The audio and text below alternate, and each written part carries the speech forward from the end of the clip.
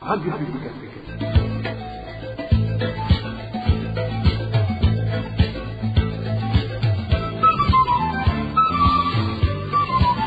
Radio Publique Africaine.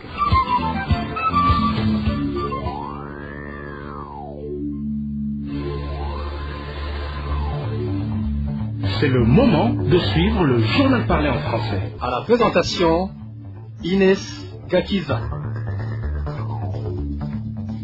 Vendredi 29 mars 2024, merci d'avoir choisi de suivre la RPA. Bonsoir ou bonjour, le sommaire de cette édition.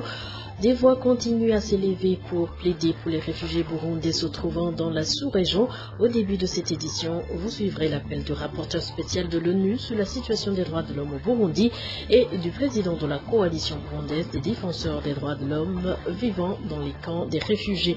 Les cultivateurs qui n'ont pas eu l'argent des récoltes de maïs vendues à la Naguessa seront régularisés le mois prochain.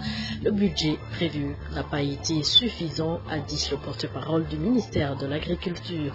Et enfin, à Yarusera, en province Muramvya, la population grogne. Depuis 2 mois, ils n'ont pas d'électricité, ce qui paralyse certaines activités.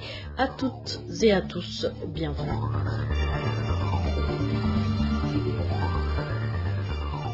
Je viens de vous le dire, en ces temps difficiles, j'exhorte les agences des Nations Unies et les donateurs à maintenir ou à accroître leur engagement, mais aussi à ne pas réduire les fonds alloués aux réfugiés burundais.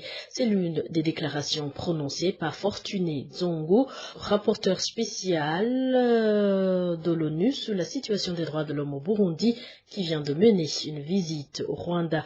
Au cours de son séjour, cet expert des Nations Unies a fait des rencontres avec différents réfugiés burundais vivant au Rwanda. Et le Sylvain Remesha. Dans sa visite au Rwanda, qui a duré 10 jours, Fortuné Zongo, rapporteur spécial des Nations Unies sur la situation des droits de l'homme au Burundi, a rassemblé des informations sur la situation des réfugiés burundais, indique le site du Conseil des Nations Unies sur les droits de l'homme. Fortuné Zongo s'est entretenu avec différents réfugiés burundais résidant dans diverses localités. Pour leur montrer qu'il comprend les difficultés causées par la vie en exil, ce rapporteur spécial des Nations Unies a déclaré, je cite, « Ensemble, nous pouvons trouver des solutions durables et travailler à un avenir meilleur. Votre résilience est une source d'inspiration pour tous. Je reste engagé à vous soutenir. » Fin de citation. Lors de ces différentes descentes, le rapporteur spécial des Nations Unies, Fortuné Zongo, s'est rendu aussi au camp de Mahama où résident des réfugiés burundais. Il a apprécié l'organisation qu'il a trouvée dans ce camp et a profité de cette occasion pour demander aux différentes agences onusiennes et aux donateurs de maintenir ou d'accroître leur engagement, mais aussi de ne pas réduire les fonds alloués aux réfugiés burundais. Cet expert des Nations Unies a, dans ses déclarations tenues lors de ses visites, exhorté la communauté internationale à aider le Burundi pour qu'il relève les défis en matière des droits de l'homme, de la paix, de la démocratie, de la sécurité et de l'état de droit. Vous saurez qu'il est prévu que le rapporteur spécial des Nations Unies sur la situation des droits humains au Burundi présente son rapport annuel devant le Conseil des droits de l'homme en septembre 2024 et devant l'Assemblée générale des Nations Unies en octobre 2024. Et c'est dommage de voir ce que les réfugiés burundais se trouvant en Tanzanie endurent. Ce qui est trop frustrant, c'est la manière dont le HCR soutient le gouvernement tanzanien et le gouvernement burundais en ce qui concerne ce rapatriement forcé des réfugiés burundais. C'est la réaction de Léopold Shalangabo, président de la coalition burundaise des défenseurs des droits de l'homme vivant dans les camps des réfugiés, CBDH Vicar. Il demande que la loi soit respectée. La situation dans laquelle se trouvent les réfugiés burundais, causée par les autorités tanzaniennes en collaboration avec le gouvernement du Burundi, dans le but de les rapatrier forcément, est vraiment déplorable. Le HCR Tanzanie, sans prendre en considération qu'il y a des Burundais dans le pays qui subissent souvent des violations de droits de l'homme, qu'il y a des cadavres d'opposants retrouvés ici et là, qu'il y a des enlèvements ciblés et aussi des arrestations arbitraires. Et les représentants actuels du HCR en Tanzanie sont sous pression. Que ces cadres du HCR sachent que la pression pour soutenir le rapatriement forcé existe depuis 2017. bien que leurs prédécesseurs préféraient accepter l'extradition plutôt que de bafouer les conventions de Genève 1951 qui se sont jurés de respecter. La fédération du cas demande aux représentants de rester en Tanzanie. Et le RACEL doit être la voie de refuge, à se retirer de toute cause évoquant le rapatriement forcé, car cela enfreint les conventions de Genève de 1951. La fédération du CAR appelle également la Tanzanie à se rappeler les conventions relatives aux réfugiés qu'elle a elle-même signées et ratifiées et interdisent le rapatriement forcé. Et parlons toujours droits de l'homme. Les agents gouvernementaux impliqués dans divers assassinats ne devraient pas se la couler douce, car tôt ou tard, ils vont en répondre devant la justice, même s'ils ont tout fait pour maquiller leurs crimes en simple banditisme.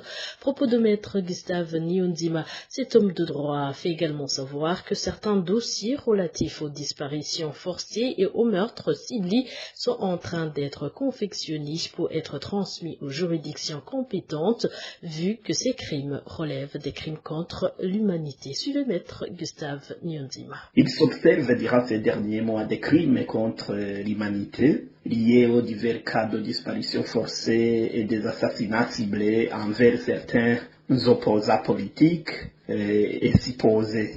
Et le mode opératoire pour éliminer toutes ces personnes, ce qu'on appelle en jargon juridique modus operandi, a trait à une tactique ignoble de procéder activement et en catimini la dissimulation des cadavres, soit par inhumation dans des latrines, soit par la dite inhumation dans des endroits non connus. Dans son modus operandi, après avoir commis ces forfaits, les agents du service national de renseignement cherchent d'autres personnes comme étant des bandits criminels pour prouver sans embâche que ce sont eux qui ont perpétré ces crimes. C'est une autre forme de dissimulation, comme je venais de le dire, c'est du modus operandi du service national de renseignement. Force est de constater que tous ces crimes commis, comme je venais de le dire, sont des crimes contre l'humanité punissables par la juridiction tant nationale qu'internationale. Et il appelle également de constater que ceux qui tirent les ficelles dans cette barbarie et abominable crime sont au sommet du service national de renseignement et de la police. Et lors de divers enlèvements suivis des disparitions forcées, certains agents du service national de renseignement ont été bel et bien identifiés par des sources anonymes. Et tôt ou tard, toutes ces personnes bourreaux du service national de renseignement seront poursuivis par les juridictions internationales, étant donné même que les dossiers de ces victimes sont en train d'être traités pour être acheminés au niveau des cours et tribunaux internationaux. La grande production de maïs dans le pays n'a pas pu être couverte par le budget prévu par l'État cette année, ce qui a fait que certains cultivateurs n'ont pas perçu l'argent de leur récolte vendue à l'Agence nationale de gestion du stock stratégique alimentaire Anagesa. Réponse donnée par le porte-parole du ministère de l'Agriculture, de l'Élevage et de l'Environnement lors de la conférence publique animée par les porte-paroles de différentes institutions gouvernementales qui s'est déroulée au chef-lieu de la province Karoussi ce vendredi. Clément Dikomasabo a alors annoncé aux cultivateurs qui vont percevoir leur dû depuis le début du mois prochain d'avril. Il a aussi réconforté la population de ne pas s'inquiéter de la conservation de la récolte de maïs par l'agence Anagesa. Suivi plutôt Clément Dikomasabo, porte-parole du ministère de l'Agriculture, de l'Élevage et de l'Environnement. Muti none ko hari ibibazo bijanye n'abarimyi. Vous dites qu'il y a eu des problèmes avec les cultivateurs qui ont vendu les récoltes mais qui n'ont pas encore perçu leur argent. L'explication que nous pouvons donner est que sur base de la production de maïs qui s'est accrue, le budget prévu pour l'année 2023-2024 est devenu insuffisant du fait que les cultivateurs ont eu une grande récolte par rapport au budget prévu. C'est pourquoi il s'est observé des problèmes ici et ailleurs. Mais je peux dire que ces problèmes ont été pris en main par le gouvernement. Il est en train de tout faire pour que ces cultivateurs soient rétablis dans les droits. Vous avez également évoqué le problème de ceux qui ont des récits. Nous sommes au courant de cela et nous sommes en train de tout faire pour qu'ils soient résolus. Ainsi, je peux réconforter les cultivateurs que même si le budget supplémentaire n'avait pas été prévu à l'avance, l'argent sera octroyé aux cultivateurs depuis le début de la semaine prochaine. Et concernant la conservation de la récolte, je peux aussi vous assurer que la Nagesa, en collaboration avec les partenaires étatiques, ont pu se préparer pour que la récolte soit bien conservée. Alors que personne ne doute que la récolte aura des problèmes de conservation, nous croyons que la récolte sera bien conservée afin qu'elle soit utile pour le pays et pour les citoyens.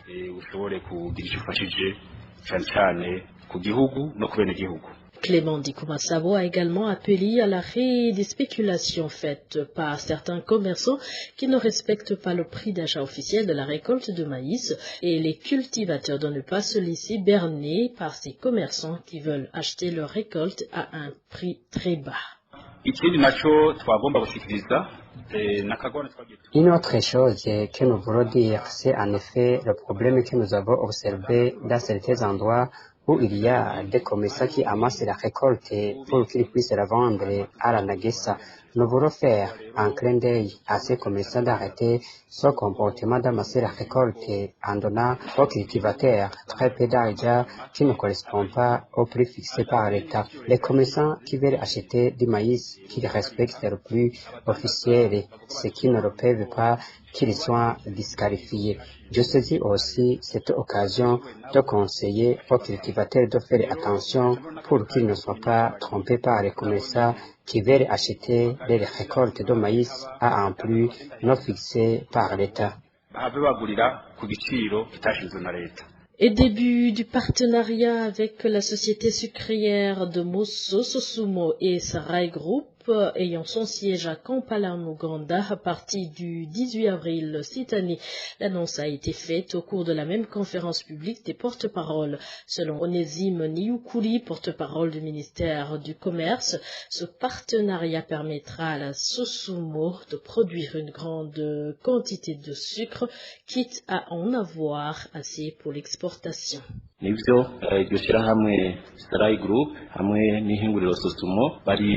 C'est vrai, la société Sarai Group et Sosumo ont un projet de partenariat dans la culture de la canne à sucre et la production de sucre.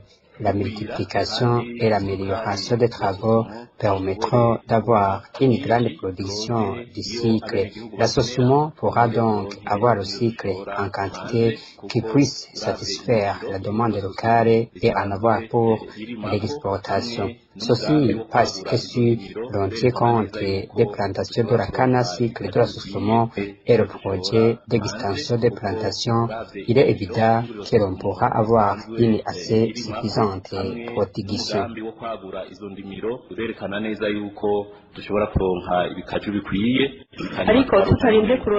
Mais sans trop parler, la question est claire. À quand le début du partenariat avec Sarai Group? Depuis le début de négociations vers la fin de l'année passée, les tractations continuent. Mais je vous dirais qu'à partir du 18 avril de cette année, les travaux en partenariat entre les deux sociétés pourront débuter.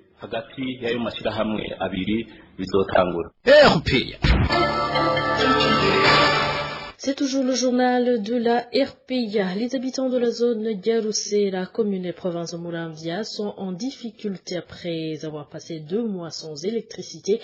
Le transformateur de cette zone qui a brûlé rend impossible toute activité génératrice de revenus nécessitant du courant électrique. L'édité avec Elvis Nyomongele. Selon notre source en zone Garoussera, cette localité totalise 2 mois d'affilée sans électricité. Son manque de courant électrique a été rapporté à l'administration locale, mais sans réaction de sa part. Depuis le jour où le transformateur a brûlé, nous n'avons plus jamais eu d'électricité. Nous sommes restés dans l'obscurité. Personne ne pouvait nous écouter par rapport à ce problème car déjà le chef de la zone était au courant et l'administrateur, lui aussi, est au courant. Il sait que notre transformateur a brûlé. Je sais bien qu'il a été informé de la situation. Cette absence d'électricité en zone Garoussera fait que presque toutes les activités génératrices de revenus n'existent plus. Cet habitat nous parle des activités qui ont cessé de fonctionner à cause du manque d'électricité. Personne ne pense plus à aller chercher quoi faire pour rentrer avec un peu d'argent pour sa famille. Les centres de coiffure sont fermés. Et si tu veux recharger ton téléphone, si tu veux faire montre, le maïs ou mouret, ou te coiffer, tu seras obligé d'effectuer un trajet de 2 heures. Si tu vas à Bugarama, si tu optes pour Mugongo, c'est un trajet d'1h30 minutes. Et si tu vas à Yanza, tu fais 1h30 minutes de marche. C'est comme ça, car il n'y a aucun autre endroit où tu peux trouver de l'électricité. Ce problème de manque d'électricité ne s'arrête pas seulement sur les activités génératrices de revenus. Selon la même source, les gardes des malades du centre de santé de Garoussera éprouvent des difficultés à pouvoir suivre les leurs qui sont sous observation dans cette structure sanitaire car elle n'a pas de groupe électrogène et la plaque solaire qu'on utilise manque de force comme le soleil n'est pas fort à cet endroit. À ce propos, la rédaction de la RPA a essayé de contacter Espérance Ndoyezu, administrateur de la commune Muramvya, mais elle n'a pas décroché son téléphone. Merci Elvis Nyomongele. Dernier dossier de ce journal. Les habitants de la mairie de Bujumbura font toujours face à la pénurie de certaines boissons de la Brarudi. Dans de rares endroits où ces boissons sont disponibles, elles sont vendues à un prix exorbitant. Eric Nyonzima. Les consommateurs de boissons de la Brarudi à mairie de Bujumbura se lamentent à cause de leurs carences. Même en cas de disponibilité, ces boissons sont plus chères que le prix officiel.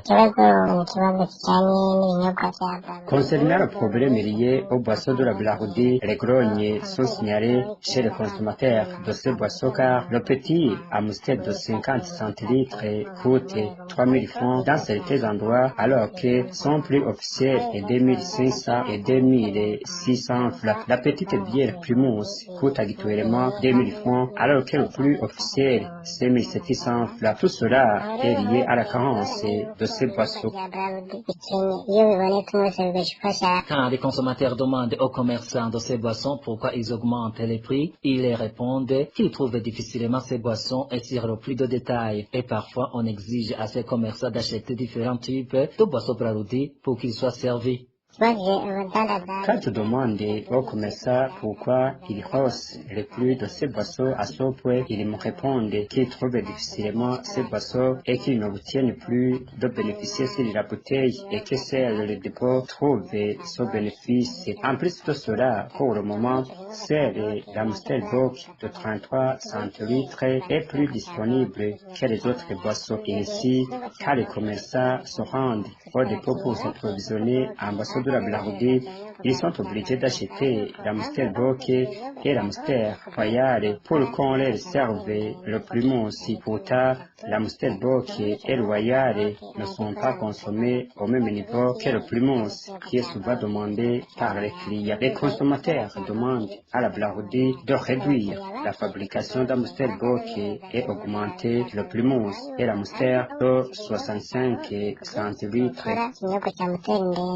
Mais quant à les consommateurs demandent à l'entreprise Brarudi de résoudre ce problème de la pénurie de ces boissons et de multiplier les boissons les plus consommées par rapport aux autres. Pour rappel, cela fait longtemps que la carence des boissons de la Braoudi s'observe même dans d'autres coins du pays. Une carence qui est connue, même on sait de la Braoudi, même si la solution reste introuvable. Et voilà, fidèles auditeurs, nous arrivons à bon port. Merci pour votre fidélité. Merci à toute l'équipe rédactionnelle ainsi qu'à l'équipe technique. Au micro, vous étiez avec Inès Gakiza. Joyeuse fête Pascal déjà à tous les chrétiens.